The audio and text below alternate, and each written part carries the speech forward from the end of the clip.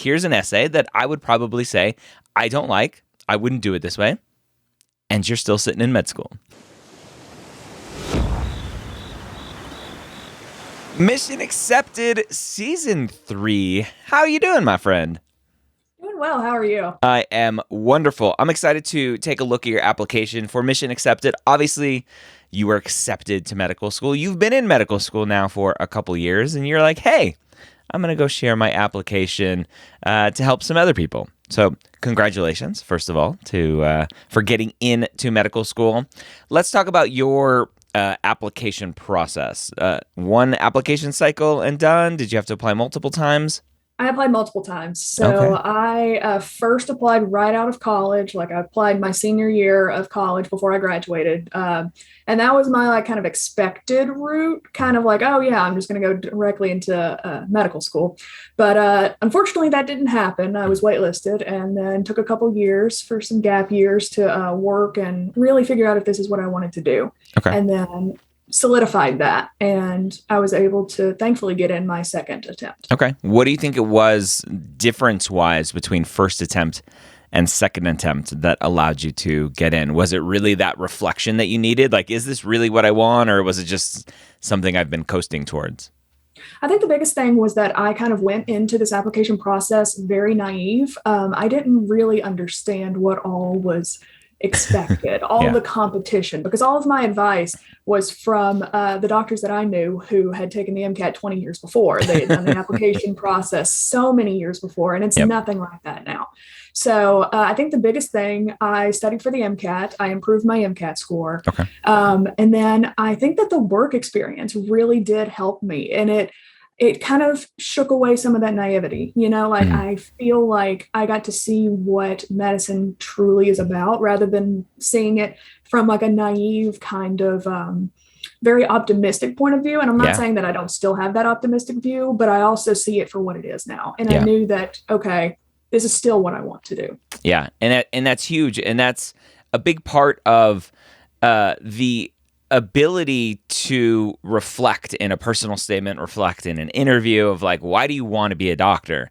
And it's not like, well, I'm just so excited to save lives every day and be a hero. Like, no, like, tell me about stories of you interacting with real human beings on this level of illness, and having that clinical experience is what really gives students the ability to be able to reflect. And so that's what was missing from my application, my first application cycle. That sounds like that was a big part missing from your application first time around.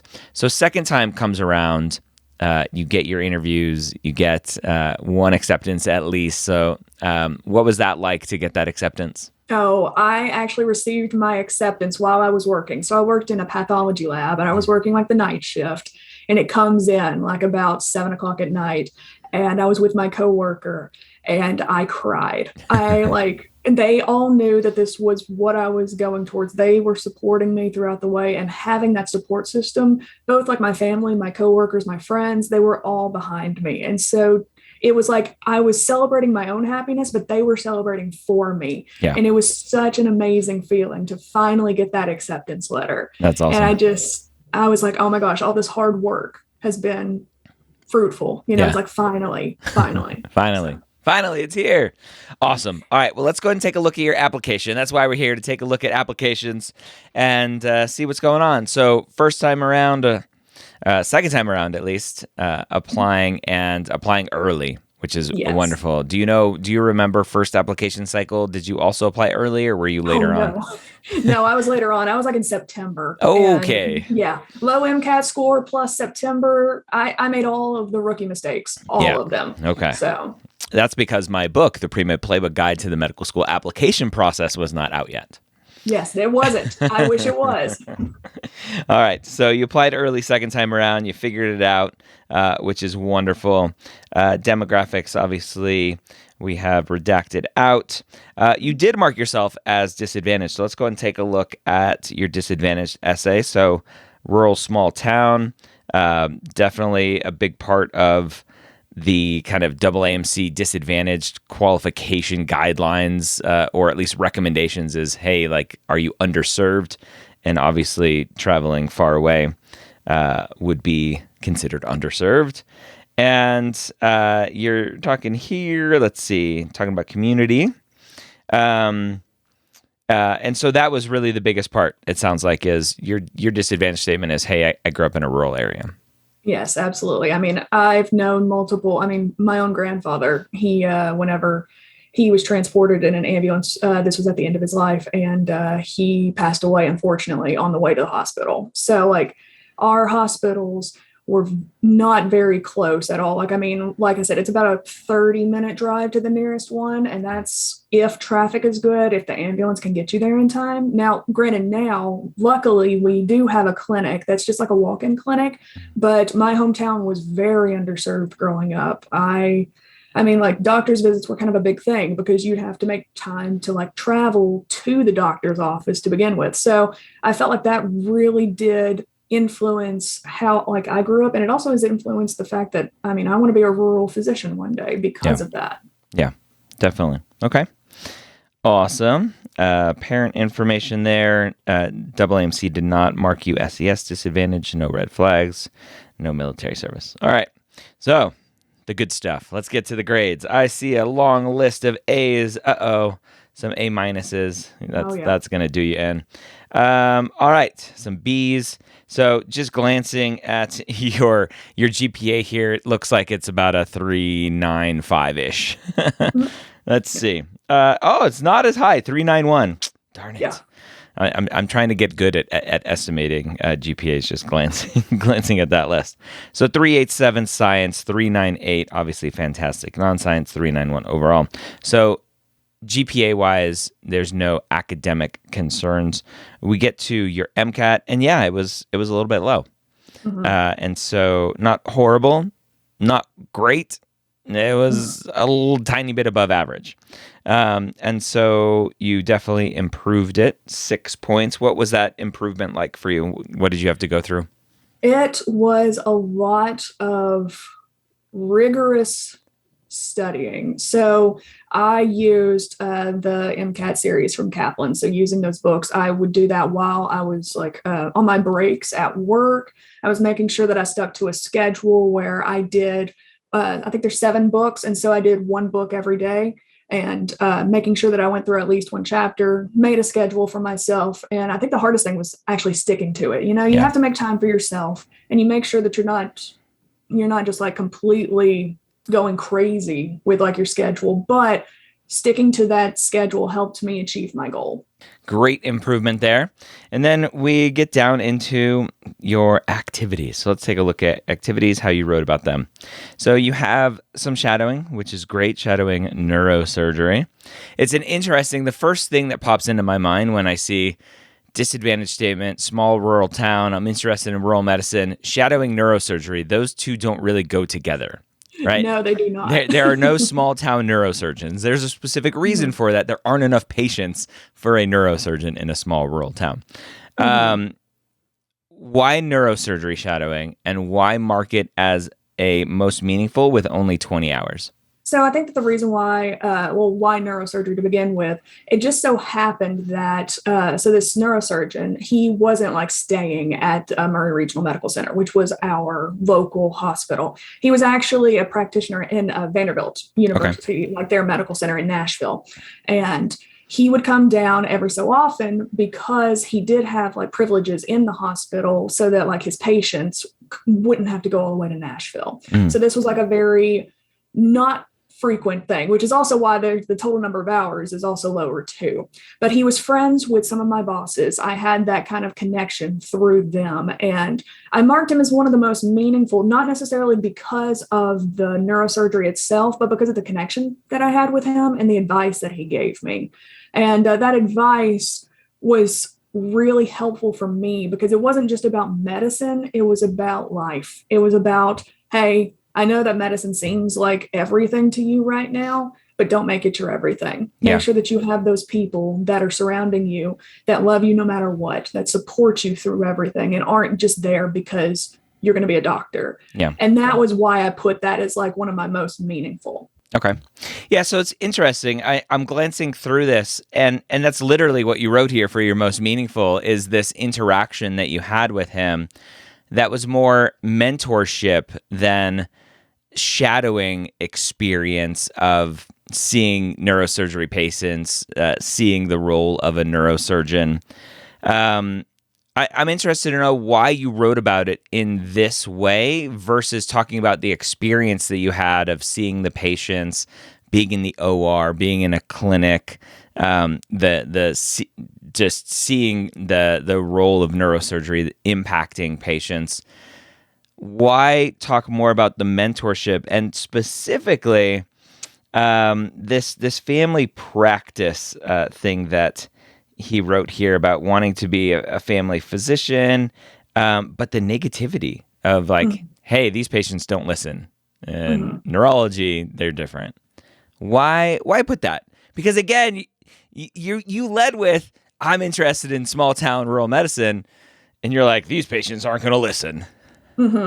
Well, I think that was part of it because I realize it's not all like roses and tulips and everything like that. I like hearing from different perspectives. And obviously he didn't go into family medicine. So like it's not a surprise that he had kind of like a more negative view of it because he ended up choosing neurology and neurosurgery. So I think that I really went that way because I had been in like various like other types of like shadowing and neurosurgery. So I shadowed an anesthesiologist as well, who got me into a lot of different neurosurgery, spinal surgeries, stuff like that.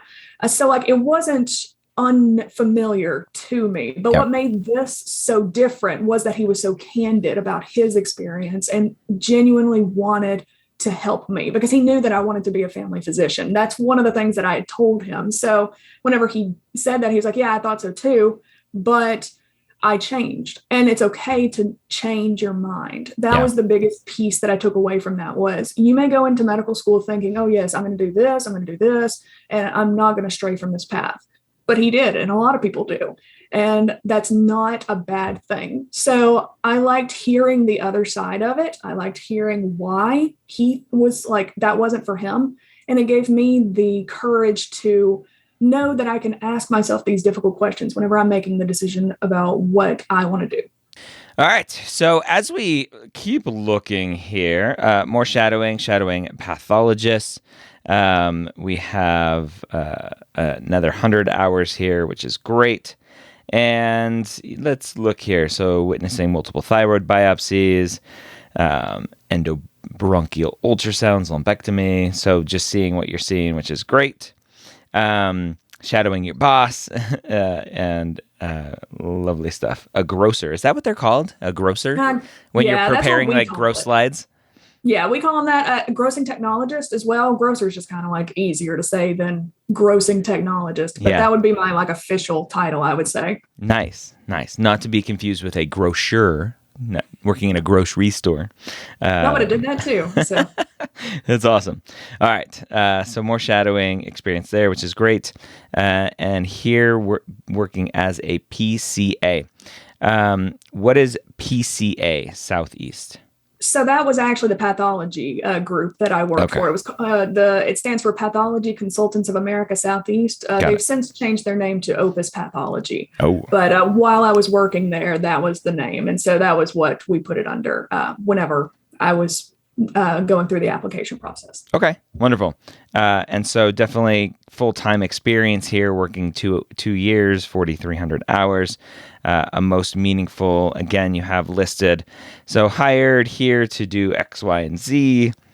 So as we're looking, just some basic job description stuff in the original description area.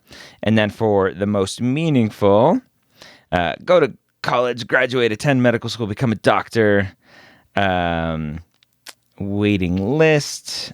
So again, let me ask, what was the idea? Like, this is your most meaningful description for working as a whatever you're doing here, working in the pathology lab. Why talk about, hey, I didn't get into medical school, here was my plan before? These are sacred characters, 1,325 characters.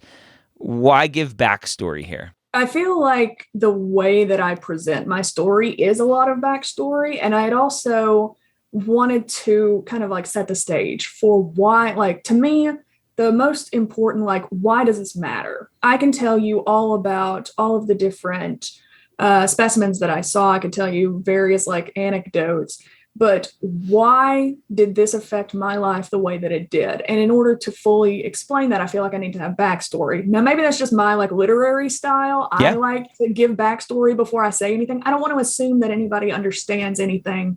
I want to make sure that I am giving somebody everything that I need to give them to set the stage the way that I want to present it. Got it. So for me, I did that just because, hey, this wasn't just like oh, this is what I wanted to do for the rest of my life. I wasn't very happy whenever I had started this because obviously I wanted to be like in medical school, but I found out that this was one of the best things that could have happened to me because of the not only the like experience that I gained, but those 2 years that I worked at Opus Pathology was honestly, it changed my life. It changed who I was. It made me a better applicant, but it also made me a more mature person. And I feel like had I gone into medical school without that experience, I would not have had the same experience that I'm having currently. I wouldn't have been as prepared.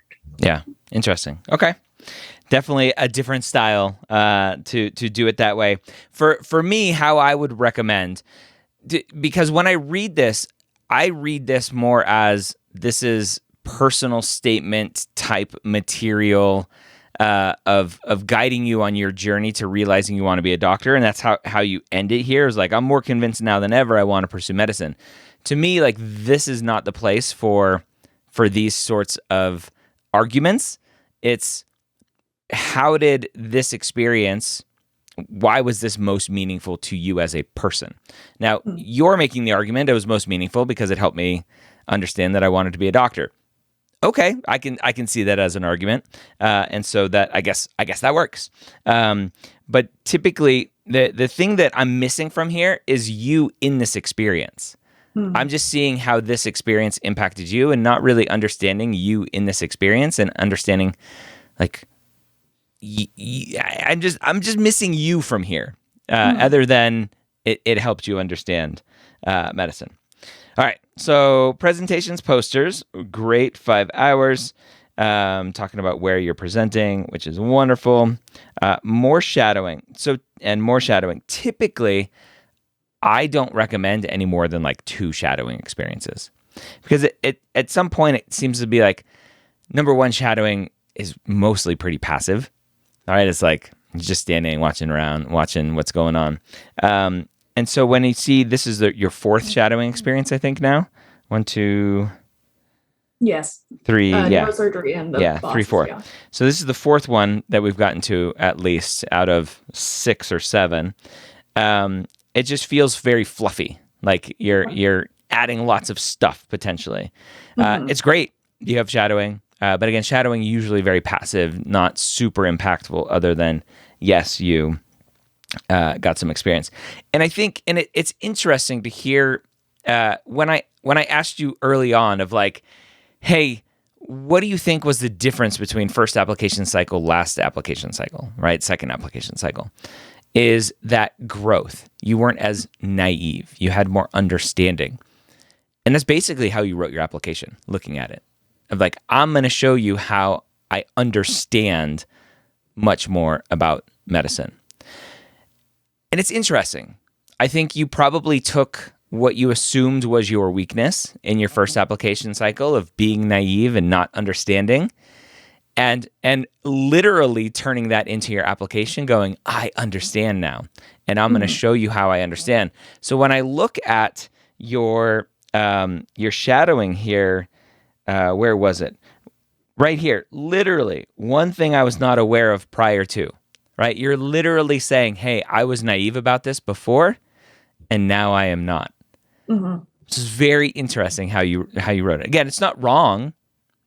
I don't know if I'd recommend it, because it's not helping me understand more of who you are.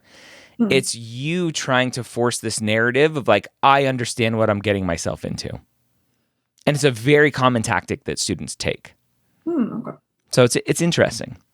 Yeah. And I also think that with like the shadowing, so something that was in my previous application that I had notes from that was not successful was the lack of shadowing. So I think that that was why in this experience or this application, I kind of went a little heavy on it. So it's interesting to hear you say that because I only had like one shadowing in here and I was told that, oh, you don't have enough shadowing. So I think that that was also part of it. And looking back now, I completely agree. I think that it is a little bit of fluff. Yeah. And I was lucky, but I appreciate that. I appreciate that insight. Yeah. So one thing, what I would recommend, it depends on what that literally meant, like lack of shadowing.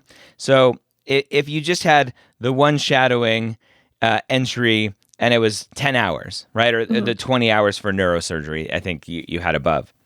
And that was it. Then yeah, potentially that's a lack of shadowing and it's a super, super subspecialty of neurosurgery and we want to see some diversity of experiences potentially, the school saying.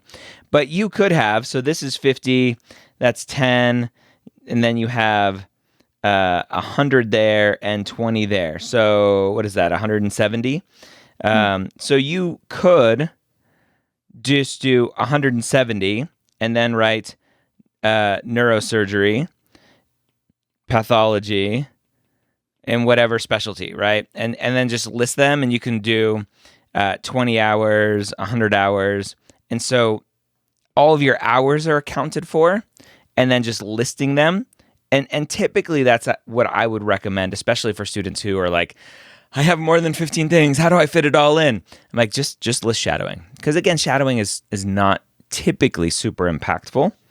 And so that's one way of doing it. Again, you did it a different way. There's no right and wrong in this area, which is what makes it fun and frustrating for students. But that's one way potentially to do that. All right. Resident assistant. So a very common job for students in school. Oh, that's the problem. You're a volunteer. I knew it. I knew you went to Florida. I was waiting for this to come up. There's the salty problem. because we beat you. Oh, yeah. Once okay. once every decade or two is. Pretty much, yeah. You this you is can have one it. time, 1 year, and I'll take it. I will never have it again for the next 10, 15 years. But it's fine. I'm happy now. That's awesome. Yeah, you guys are having a great season. All right, so talking about the responsibilities, definitely. And then here, right, you get into a story. This is what I love, right? One night, you have this resident suffering from alcohol poisoning. What did you do? Right here, I can see you in a situation. I can try to start to understand who you are as a person, not just know that you know what you're getting yourself into. All right, so that's the good stuff that I like to see, because then I can understand you a little bit more. Community service, nice trip to Prague. That's awesome. So learning about cultural diversity, definitely huge. Research, 1,200 hours, awesome. And so just looking at these, glancing at them, you're just talking about what you're doing in the lab and what you're learning and all of that fun stuff. So that's great. More research lab, anthropology, love it. Okay. The Body Farm. Oh, that is in Tennessee. In Tennessee. Mm-hmm. Is it Working Stiff? Is that the book that talks about the Body Farm? There's the one that people most likely know is Patricia Cornwell. I can't remember her last name exactly, but the Body Farm, she made it famous. Well, not famous among the public. Yeah. Through that book. I'm not sure if Working Stiff is about. Yeah. The anthropological research facility, as they like to call it. Yeah, I forget. There's one book I read about pathology, forensic pathology specifically, and they talked about the Body Farm, how learning how bodies decompose. I'm like, oh, that's a weird thing. Like, it takes 3 days for maggots to show up, so that's how we know. Like all that fun stuff. That's super interesting. All right. So undergraduate teaching assistant. All right, so let's take a look at this one. So 54 hours. Doubled up. So assisted graduate teaching assistant. So you were the undergraduate. You assisted the graduate teaching assistant. Okay. You taught students lab techniques. So basic kind of job description leading up there. You were given the opportunity to develop lesson plans. All right, so super basic job description, right? Again, I'm not really seeing who you are through this. So I would love to see like you interacting with a student or just a good story seeing you in there. So interning again, 5454. That's a weird number. Twice. Is that a specific thing just through the school? It's through the school. It was also once a week. So like compiling all of the hours throughout a semester, that was just how they like put it on there. So. Okay, cool. And again, more just job description stuff here. And it's super common for students to just do job description stuff. And again, I think it misses an opportunity to connect as a human to the reviewer. Imagination library. Dolly Parton does a ton of stuff with books, which is awesome. Doesn't she has some sort of organization where you can just say, hey, like, I can't afford books. Can you send me some? It's not exactly like that. So that's what I actually volunteered through. Oh, yeah. And what it is it provides children with books from the time they're born until they enter kindergarten or turn 5 years old, whichever comes first. And free. It's completely free. And yeah, so I helped sign up children for it. And it was a great experience. I mean, I knew that this was something that I went through this. I got books from this. My sister did. My cousins do. So it was a really cool experience being in Knoxville, where one of their largest imagination library headquarters is, because obviously she's from the Pigeon Forge, Gatlinburg, Sevierville area, which is very nearby. And it was great to be able to not only see the excitement with the kids, because obviously the parents have to sign them up, but seeing the kids get excited about reading, because I got excited about reading through the same thing. Yeah. And so that's why I really loved volunteering with them. Yeah, that's awesome. And I love the personal side of it here, right? You got books through the program as a kid and connecting with that. So that's awesome. Again, for that little line, again, I can see you a little bit more here, which is awesome. All right. And then going back a little bit more, volunteering through the Chancellor's Honors Program, and just talking about what that was. Complete 110 hours, awarded service medallion. Okay. So again, just kind of basic description here, not seeing who you are, the impact that you had, other than I did some hours here, some hours there. Let's see. I asked why. Why is the sky blue? Why do I have to eat vegetables? All right. So inquisitive, setting up this. Did you have a theme that you were going for with your personal statement? I did. I think the first time whenever I was applying, I had a very bland personal statement.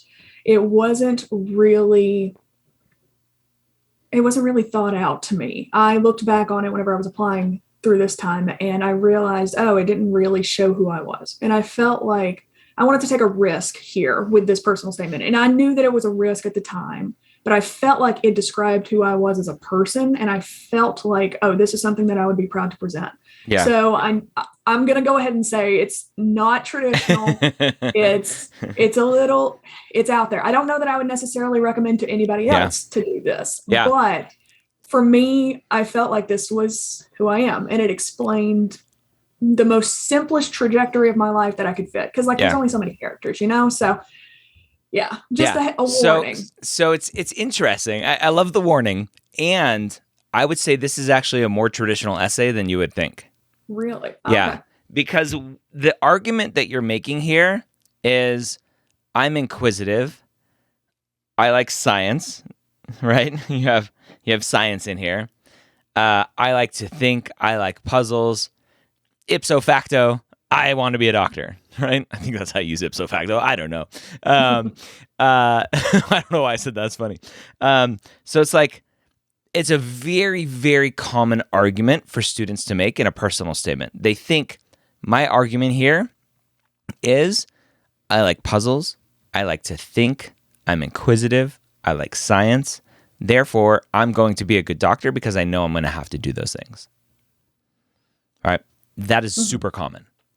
Versus, who are you as a person and the experiences that you've had that led you to this path? All right. When were you first exposed to healthcare?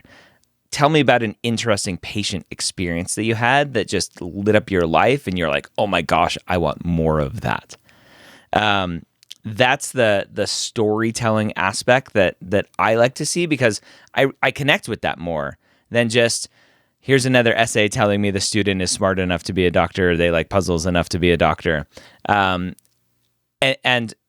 just a general word of warning. Again, there's no right and wrong here. Right? What I recommend isn't the right way to do things. It's just the way that I recommend it. And there are other advisors out there that don't agree with me, actually think I'm completely wrong. And that's okay. And you're living proof you got into med school with an essay that I'm going to say is, I don't like it. And that's okay. Right? That's why I like doing these sessions. And I think I got called out on Reddit or something going, oh, Dr. Gray just picks the essays that he says work good or don't work good based on just selection bias or whatever. And I'm like, no, like, here's an essay that I would probably say I don't like. I wouldn't do it this way. And you're still sitting in med school, sitting pretty. So it just shows you, right? There's no right and wrong. Ultimately, you have to tell the story that you feel compelled to tell. And here are the reasons why I don't like it. And here's why I would suggest different.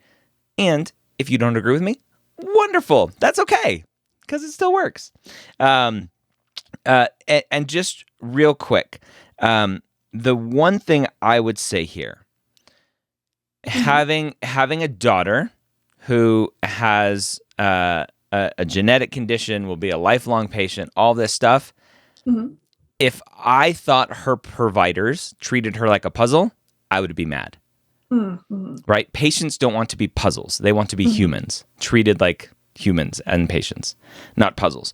It's a very, very common metaphor that people use in their personal statements of the puzzle. And so that's the one strong recommendation I would make, is stay away from puzzle metaphors. All right. With that, let's keep rocking here. So reading the personal statement, again, right off the bat, I can see you are asking questions. You are trying to show that you are inquisitive. And you go into the very common theme of, I like science and logic. And so you keep going down this path, right? Logic puzzles, logic. I would love to do a control F and see how many times you mention logic. I'm going to probably say a couple dozen times in the essay. And then more of this. So again, this just subjectively, optically, it stands out as very different, because we don't normally see what looks like more of a narrative style essay in here of like, ooh, there's dialogue going on. Who's talking to who? And then like, oh, these are just rhetorical questions that you're asking here. So you basically did the very common, I like science, I want to help people, I want to be a doctor. And you got into med school. Congratulations. Like, it worked. It worked for you, which is great. So let me go back to nuts and bolts for you. How many interviews did you get this cycle? 4 interviews. How many acceptances? Yep. 2. 2 acceptances. So it worked twice. Yeah. Well, worked 4 times to get interviews. Yeah. And then when it came to your interviews, when you were talking about, hey, here's why I want to be a doctor, was it very similar kind of logic and science type answer, or did you go a different route then? I went a different route. I think obviously most people have like a science background, everything like that. The questions, I would say, like in the interviews, didn't really kind of go like that. It was like, just tell me about you. Tell me about who you are as a person. Yep. And obviously you have the credentials. You got the interview. Let's see who you are. See if you're a good fit. That was the biggest thing, is fit. You've already gotten your foot in the door. You have what we want, at least like from your application. Let's see who you are as a person. Yeah. So I think that a lot of it really was more about connecting. It was more about talking about the area, talking about what is the focus of the school, how would I fit in there, and asking questions about that, not being afraid to say, hey, what is your favorite thing about this school? What do you think that this school does well?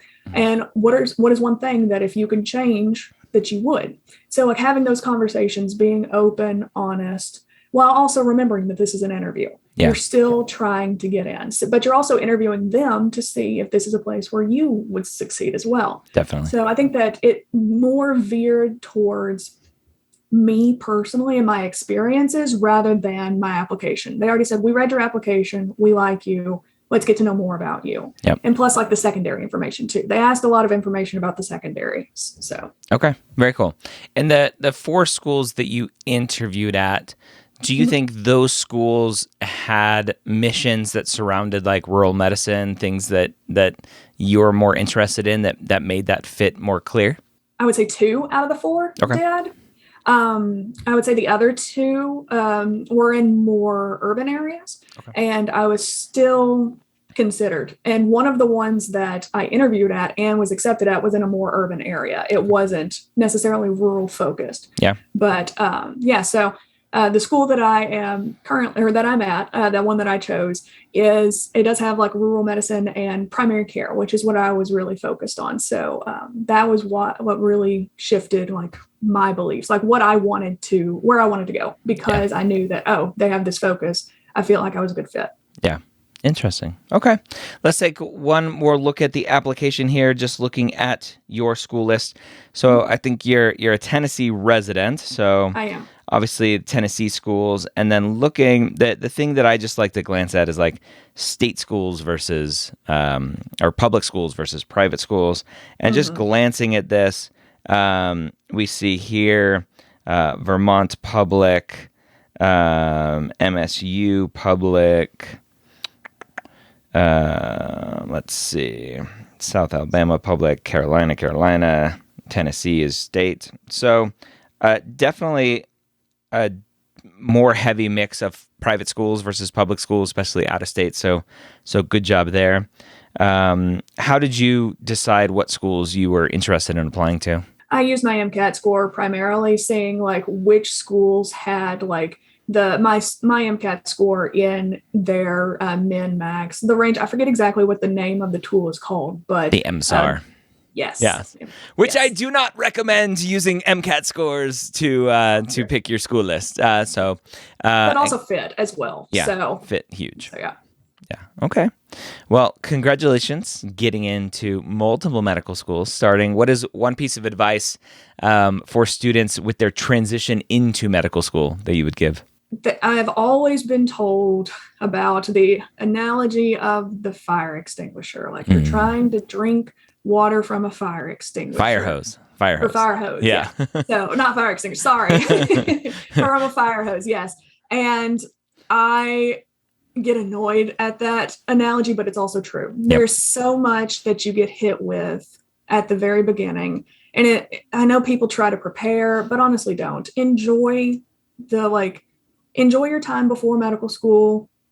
Be prepared in the sense that you're ready to learn, and do the best you can to like mentally be prepared for it. Because I think that was one thing that I wasn't prepared necessarily for the stress.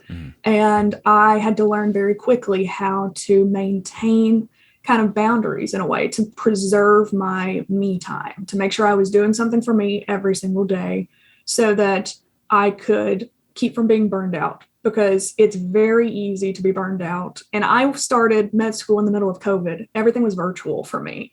So it was also hard moving 800 miles away to a place where I didn't know anybody. I couldn't meet anybody really because we were all virtual. Yeah. But you survive. It feels like in the moment that you're not going to survive, but everybody does. You make it through. You just got to keep pushing on.